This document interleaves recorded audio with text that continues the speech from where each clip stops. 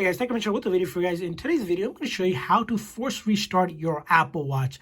Now, force restart can help resolve a lot of issues on your Apple Watch if you're experiencing any sort of software issue, any bug, or the watch itself isn't working correctly. It's one of the important ways to resolve issue and recommended by Apple. So I'll show you how to force restart an Apple Watch. So it's really simple to do. All you'll do in order to force restart, which is again different from just turning on and off your Apple Watch, all you do is locate the crown and this side button that you have here, and you're going to hold these two buttons at the same time for about 10 seconds. So you'll see here, I'm going to hold these two buttons. So you use both of your fingers here, try to hold it for 10 seconds. So you're going to hold it for 10 seconds and you're going to wait till it shuts down and you see the Apple logo reappear, and then you'll let go of those buttons. So here, as you can see, the screen went black, the Apple logo reappear. It generally takes about 10 seconds or so for that process to happen. Now, after you have done that, you just wait till it reboots. Now, we've seen a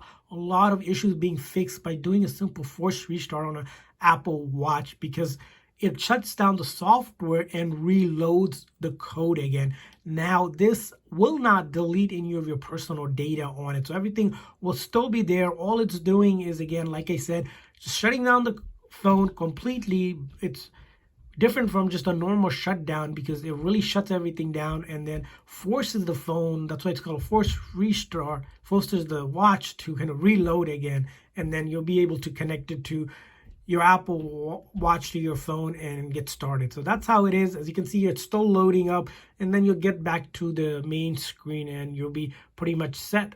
So I hope this video was helpful for you guys. If so, please make sure to like and subscribe button. Thanks for watching, guys. See you guys next time.